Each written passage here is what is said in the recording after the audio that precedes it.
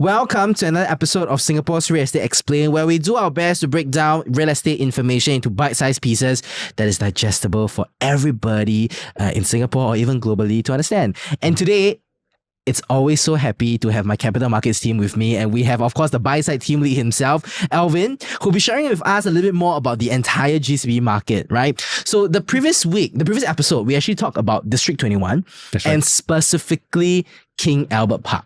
Yes, correct. And today, and at the end of the video last week, we actually talked about D10. Correct. So today we're going to be talking about the coveted District 10. You know, recently there was this Indonesian tycoon that bought 3 plots at Nassim, and this is in District 10. Yeah. Fun fact, some of the top billionaires are in that area as well. And they're global billionaires. Okay, so Alvin, take it away. Okay, right. Thanks, Jarvis. No problem. So today we'll be covering D10 of the GCBA. So just a fun fact. Yes. You know that majority of the GCBA is actually in D10? Wow, that's nice. That's close to 70% of the GCBAs. Yeah. So total there are actually 39 GCBAs in Singapore, and 27 of them are actually in District 10. Very interesting. And the most coveted one, like Cluny Hill, Cluny Park, Nassim, they are all in District 10 as well. Correct. And these are record PSFs when it comes to GCB transactions, right? Yes. That's right. So tell me a little bit more, right, Alvin? Why is District 10 so alluring? You know, what makes District 10 so good? Yeah. Okay, so things that we hear from the ground and understand from buyers, first of all, is definitely going to be the status. Yeah. It's a prestigious community over there.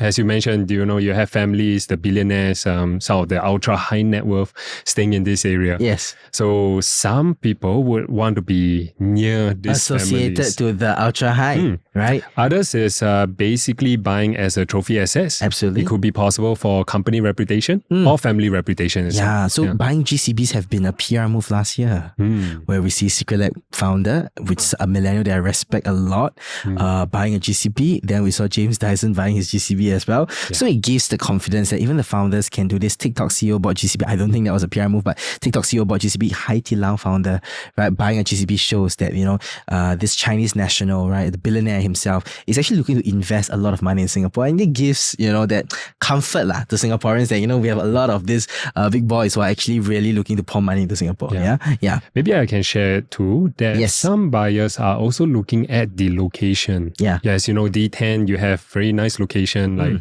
Botanic Gardens, near Orchard Road. Yes. And some would actually like the flavor of Holland Village as well. And right, before I entered real estate, right, I never knew that there was a GCB enclave so close to Orchard Road. Yeah. Like Nassim and Cluny, right? It's like so damn close. Yes. Right? It's like walking distance to Orchard Road. And it's so well hidden. And I think that is what gave that exclusivity and also that prestige of the locality.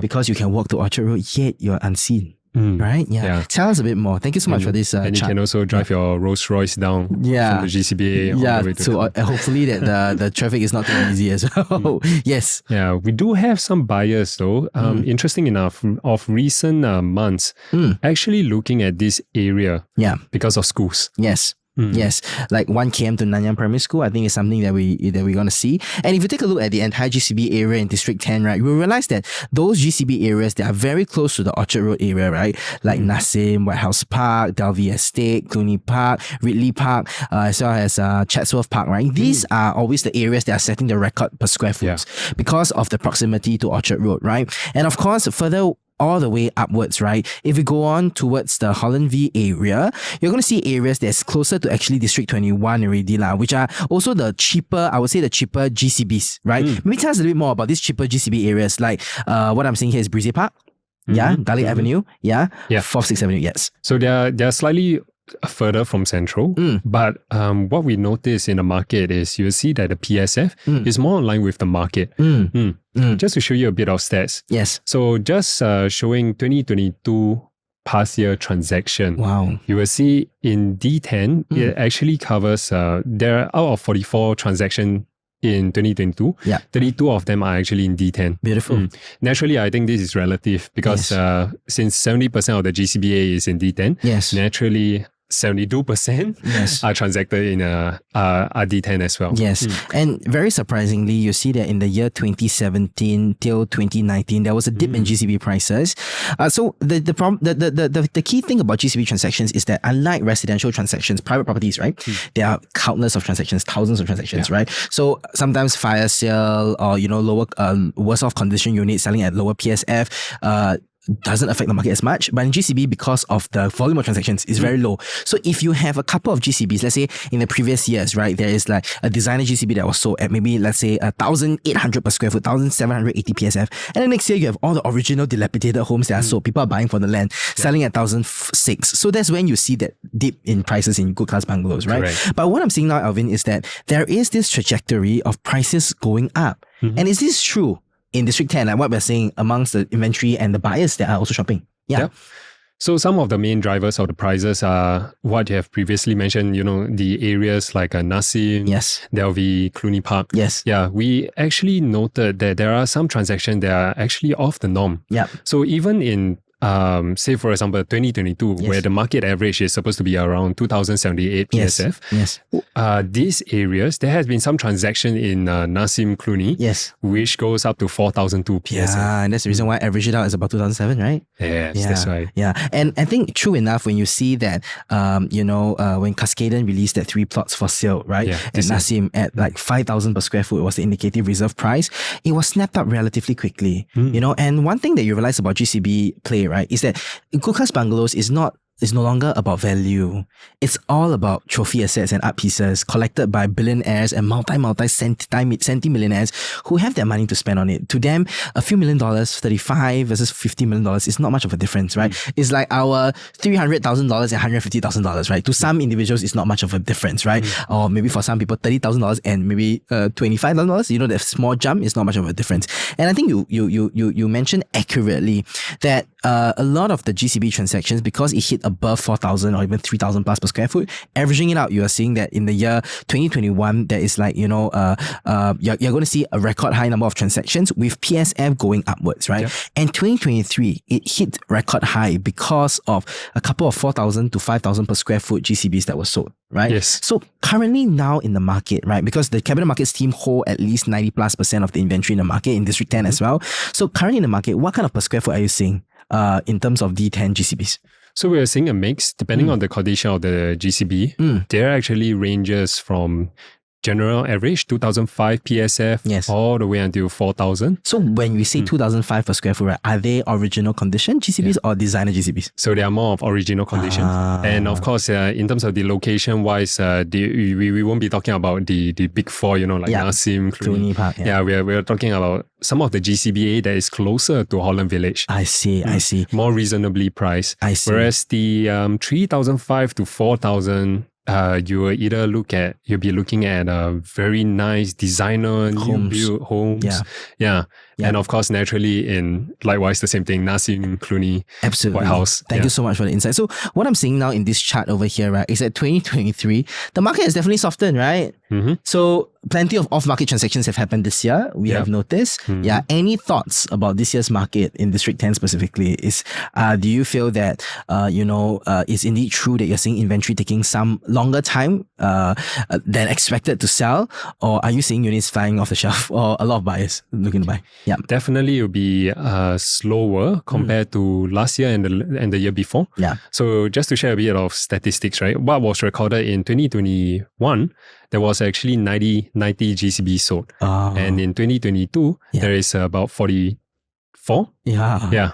And then this year to date, there is actually 7 recorded. Yeah, but one more that just appeared. Not recorded is actually 9. Right? Yes. So what I'm saying is that there are 9 transactions. Why is it not recorded? Because it's not caveated, simply, right?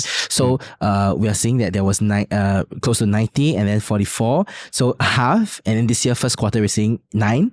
So let's future, it's already June, right? Yeah. So we are estimating 18 to 20 transactions this year. So GCB transactions have been halving. Yeah. And I think one of the main reasons why GCB transactions have been halving is because, number one, there's this pending economic uncertainty and turbulence in the market. And these business owners, they are a little bit more apprehensive about that because they are the first to get hit by such economic uncertainties, right? Yep. Not like regular employed staff, right? That's number one. Number two is also you're seeing that owners are very resistant in their pricing. You know, as much as there was a glut in demand and ABSD increase, we are seeing that owners are still holding firm to original condition plots at 2005 to 2008, and then designer plots at 3,000 per square foot, 3,002 because of some record transactions that have hit the market, and honestly also some of the well-known CEOs who have set record prices in the area as well, right? Yeah. So let's go on to the next slide and let's take a look at how in these particular areas the average PSF is. So what we are seeing is that indeed true, the closer you are to Orchard Road, the higher the per square foot, right? Yes. And that's the reason why if you see areas like Brizay Park, Garlic Avenue, First Third Avenue, these are closer to the Upper Bukit Timah District 21, which we covered last week, right? The Kilburn Estate, the Swiss Club Road area, the King Albert Park Estate, and then as well as the Binjai Estate, right? So those areas we're looking at about 1,008 to even 2,001. Yep. So that's the reason why in District 10, if you're closer towards the Upper Bukit Timah area, you will realize that the PSF is actually lower. All right, so based on my interactions with the buyers, right, with you on the ground looking to buy GCBs, one thing I realized, which is also accurately pointed out by you during your meetings, that there are three groups of buyers, right? So the first group of buyers that we're talking about are actually those seasoned GCB players, right, who are already staying in Nassim, Cluny, or maybe even closer in the Cornwall area. They are not looking for outskirt GCBs. They are looking to buy prime GCB land because they've already seen how their PSF have jumped significantly, right?